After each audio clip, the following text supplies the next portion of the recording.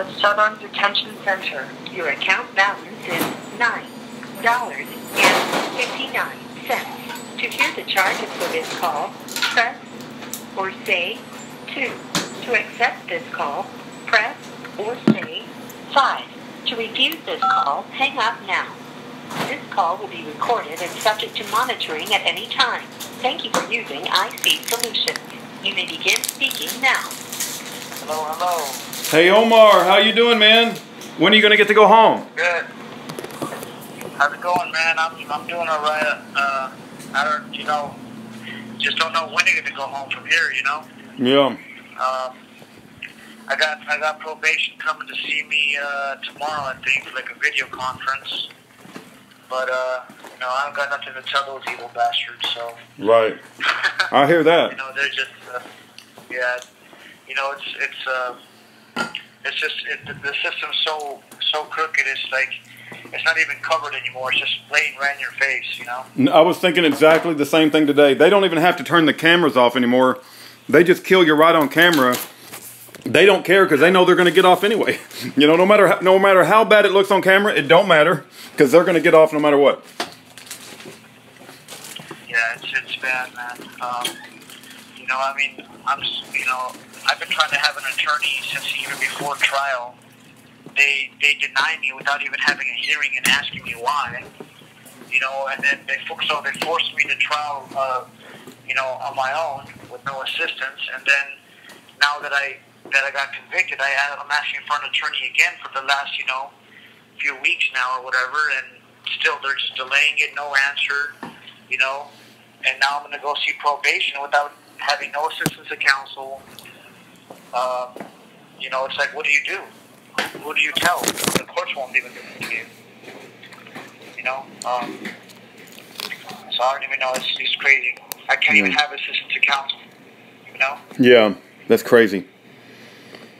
So, for that reason, I have nothing to tell probation at all. When do you have a sentencing date yet, or? Yeah, it's November 15th. Wow, that's way far out there. Yeah, it's about 3 months. My goodness. Yeah, exactly. And I'm just sitting here, and like I said, I'm not even allowed the assistance to counsel. Like, where's the Constitution? What's the point of it? Right. No one cares. Well, I know the people that are suffering from no one abiding it. That's the only people that care, really. The ones that suffer, that are going through, this for no reason. I just can't believe to just sit here like this. No one even wants to hear your pleas, Right. So I don't know, but I'm doing all right. I'm just, being in here in this unit, and I don't know. We'll see if they send me back. It's not a guarantee, I can't believe your sentencing date is 3 months out, man. Three more freaking months waiting for them to make up their mind on what they're going to do. It's just insanity. Yeah. What's the point of that? They can do everything else right away, but, just have you wait for what? I don't know. But, I did ask them for the release pending the sentencing, and of course that's going to, that could still take a few more weeks. You just don't know. I'm telling the court, I've been telling the court that I have time served. Even if I'm being convicted, I'd have maybe 20, maybe 30 months, but I've done 43. So what do you do? Yeah. I don't know. It's crazy. Well, yeah, the whole I've been saying this for a long time, but the criminal justice system is completely out of whack, and it's going to take a massive uprising of the people to finally have enough of it, and we may be approaching that point, but it's going to cause a massive uprising of the people to eventually say enough is enough. There's going to be a tipping point, I think. I think that's what they want. I think they're just not doing it just blatant in the face, like saying it, even though that's what they're doing. But they're not going to admit it,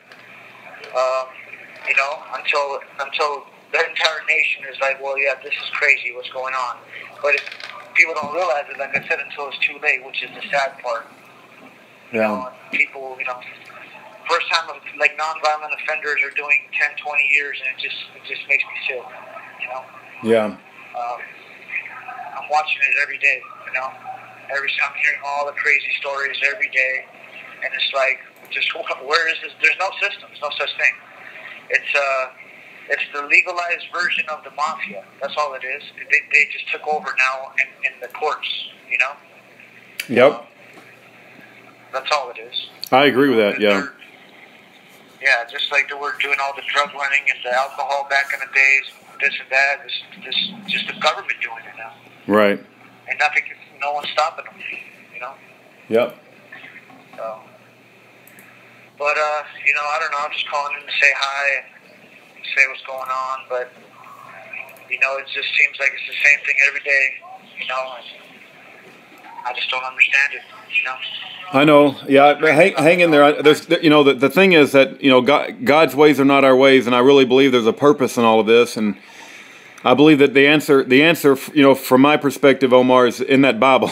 So I wish I had some more encouraging words, but I do believe the answers are in the Bible, and I think that you know, I know it's got to be tough to be in there for how long now? 43 months, and you got 3 more freaking months. I mean, it's just insanity. But I can't imagine the hell you must go through every single day. You know, it's just incredible.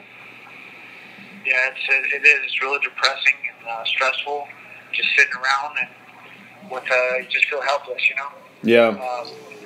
It's like I'm stuck in a big fish. Yeah. You know, asking God to let me out. So, you know, I don't know, but you know, like I said, I've been thinking this for years, but I'm like, hey, it's coming soon. It's coming soon. It just doesn't come. So, you know, I don't know. Yeah. But yeah, it's just crazy, man. Talking to my son. It really kills me. Yeah. I can't be there. You know? Well, yeah. What's going on? What's new out there in the world? I mean, anything significant going on? Well, just more. You know, all I see, because I'm in the prison ministry, I just see a lot of innocent people being thrown in prison all the time. My wife was telling me, if you look at Drudge Report, that I guess Manafort is guilty, and Michael Cohen, which I guess is the lawyer for Trump, is saying he's guilty. So there's a lot of people trying to jump on Trump's case. I don't know. It seems like we're on the verge of civil war, and they're trying to stop freedom of speech. You know, they took Alex Jones' channel down, and it seems like that we're being oppressed at every chance. And I don't know. It doesn't seem like it's getting any better. That's for sure. You know what's funny is so the court misconstrued my words when I was talking about Trump in my detention hearing back in March of 2017. I was pretty much making a mockery of the court, because I was like, is this a new judicial version of a Muslim ban like Trump? But I was joking. Yeah. You know, right. And they twisted my words. Mr. Qazi says this is a Trump Muslim thing. Like, first of all, that's not how I speak. I'm not uneducated. Yeah. Second of all, that's not what I meant. You know. Right. I'm basically saying is this, you know, because everyone's yelling, "Oh, Muslim ban by Trump." Well, then what is the judicial system doing? Is this the new judicial version of their so-called Muslim ban? Yeah. You know? Yeah. No, I hear you. And there's a book called, it's called Terror Factory, the FBI's Manufactured War on Terrorism. Have you ever read that book, or have you ever heard of it? I think you had told me about it. I haven't read it. No. Well, I think you would really like it, but it's written from a Muslim perspective. I mean, it's basically goes into the Muslim community, and it talks about how the FBI sets up Muslims for terrorists. They create terrorists, even if there is none. My only critique of the book, Omar, is that it's not just the Muslims, because I see a lot of Christians being set up too. Oh, yeah, it's everybody. Yeah. It's everybody. Yeah. But the Muslims, it's a messed up situation, because the U.S. did create a lot of wars, stupid crap in the Middle East, you know, and then they create this ISIS, and then they create these things, and then they say, well, look, all these Muslims must be terrorists. And right. Like, well, no, really, in reality, they're peaceful people, you know. Yeah. But, you know, I mean, religion or not, you don't go to any country and then go destroy those people, kill innocent children and women, and then the people are not going to be mad. Yeah. You know what I'm saying? So, I mean, and I don't blame them for being mad. Who wouldn't be mad? Right. But I mean, you talk to some veterans, and they're even sick of the system of what they did. They saw it. They were killing people innocently, and they know it. There's no justification for that.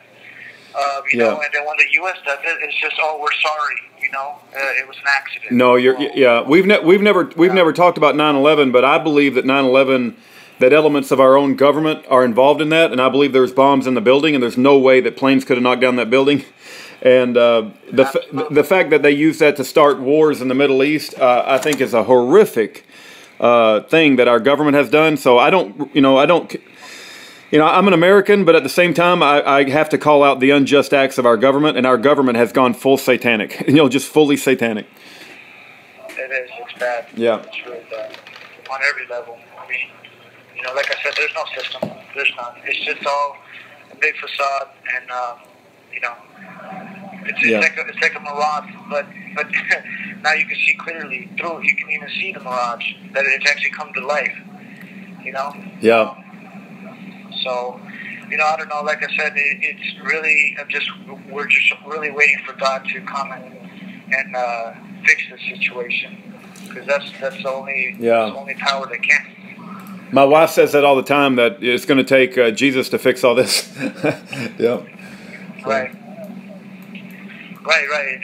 Hopefully he comes back soon, because it's getting bad, and I don't want it to get any worse. But you just the way it's looking, it's not looking good. Yeah.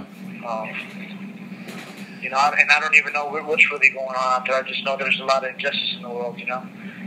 Yeah. And too many people are being oppressed. It's wrong. Yeah, no doubt about it. Well, have you got any books, or is there anything that would help you pass the time while you're sitting in that hellhole? I mean, is there any book requests that you might have? Sure. I mean, you can send me you can send me that Terror Factory maybe, or any other good books going on. Yeah. I think you really would enjoy that. I did receive that kennel book from you, but unfortunately, I thought I was going home, so I sent a lot of stuff home. Oh, okay. So now I can't even read it, unfortunately. But I still appreciate it, and I did get to read a little bit of it, like the first chapter, and then like okay. I'm getting ready for trial. Yep. Yeah. I'm going to send you the Terror Factory right now, so I think you'll really, really enjoy that. Let me just make sure I got the right address for you. You know what? Hold on a second. Okay. Actually, you did mail it to me, but now that I remember, it was you sent it a hardcover, so it can't be. It has to be a soft cover, just so you know. But if it's a hardcover, then don't worry about it. You know what I mean? Because this place won't allow it. Oh, I see. Yeah. Okay. I think it's not paperback. Well, would you like another copy of the Kindle then, or? No, don't worry about it. I mean, okay. I'll be all right. I'm just, I just have to figure. I'll be all right. Okay. No matter what happens, I always just figure something to do. Sometimes it gets boring, and it's just you're just sitting around looking at the wall sometimes. But it's just horrible, man. Yeah. Especially when there's no course or no one to really talk to that want to hear what's going on with you. And honestly, I don't even know how you can sit through this and hear people's the agony that people are going through. My wife and I have talked about that. We almost have to treat it like we have to emotionally distance ourselves, because if I started to really think about how your life has been affected and that you separated you from your children, and then not only you, but then multiply that times 20, it can really affect you, right? And so if any of us, not just me, but you, if we started to really think about how our government is ruining lives and destroying people's lives, it can really affect us, right? It's terrible. Yeah, absolutely. Yeah, I mean, it's hard to even explain all this stuff, it's not even believable. The stories I hear, I mean, it's crazy, man. Yeah. Yeah. But, we have to get through it, I guess. Yeah, we got to endure. Yeah, that's right. Enduring to the end, no matter what. No matter how bad it gets, we got to endure into the end. But, you know, I think about sometimes when I wake up in the middle of the night at home and I can't go back to sleep, and it's like at least I can get up and go get a drink of water or go eat some peanuts or something. But it's like if I can't imagine like waking up in the middle of the night in jail and like you're stuck in this damn cell. It just seems like it'd be pure hell, man. It is. It is. Well, you know, I think, you know, to me, it's more suffering on my family, my son. Not being able to be there for him, you know what I'm saying? And especially with all these years, you know, including the state and now here, all for really nothing. It's a long time. It's, you know, it's about 7 years now on these last two cases when I have evidence of my innocence in the first case as well. So, you know. Yeah. But, you know, I'm working on that, you know, and I got some assistance in the Supreme Court of Nevada with that, so we're just working on getting that resolved, and, you know, hopefully it can just end this whole journey all together. So. Yeah. Which would be great. I mean, that's a long time coming, you know. From something that happened in 2010 to I'm still fighting, you know, and I'm hoping within the next year I'll have an answer. So it'll be almost 9 years just to try to get something resolved from 2010. Wow. You know, and the great thing is that I have the evidence that the state prosecutors withheld the photographs. You know, and that's just amazing itself. That's a severe Brady violation. Severe. I mean, this is actual fraud. You know. Right. To have pictures on the scene of a so-called crime, knowing the person is innocent and still convicting him and sending him to prison for 3 years. And then now being an ex-felon because of something that was invalid, you know, now I was harassed and set up, and now I'm doing another, you know, about 4 years. So it's just crazy. Yeah. I mean, no one can believe that I got convicted, and I'm like, well, you know, the jury can't decide the illegal traffic stop, the illegal search and seizure. They can't decide those facts. They can only determine, was there a gun in the car, or was he an ex-felon? And then, you know, and then at the same time, you know, you're sitting in a federal courthouse. They're like, well, he must be guilty. And then the way that they instruct the jury and the jury instructions, they make it feel like you basically have to convict, or else you're not following your oath to be a juror. Yeah. They manipulate the whole courtroom, and they don't allow any talk about jury nullification or... I realize, man, these courtrooms, I don't even consider it my judicial system anymore. It's some sort of satanic temple. Yeah, it's a rigged system, no doubt. Yeah, it's just a one-way highway, and yeah, I mean, they have it so it doesn't even if you have some jurors in your favor, I think it's kind of, they just make it so compelling on them to be forced to convict, you know, even if you can show the innocence. And it's crazy. It's like, you know, for example, the interstate commerce, I couldn't even talk about it. But, you know, I did tell the jury, I said, you know, they have provided no evidence that this was even shipped. There's no documentation. All we have is hearsay. We have some agent getting on the stand saying, you know, that he talked to Smith & Wesson. That's hearsay. Yeah. You know, but, you know, like, once again, I couldn't even argue that I was being charged in the present tense as if I did the shipping. I couldn't even bring that up. You know, to talk about how the law is corrupt. You know, how if there was even a constitutional law, it would be something of a local matter, you know, in the state courts. But once again, you can't talk about that stuff in front of the jury, so it's like, what's the point? But, you know, once again, all I can do is hope on appeals, which, you know, I haven't had that much confidence in that lately. But it's just, I don't know, I guess right now I'm really hoping on the Supreme Court because I see that there's just no justice in the ninth. 1 minute remaining. So hopefully the Supreme Court does something just for once, you know.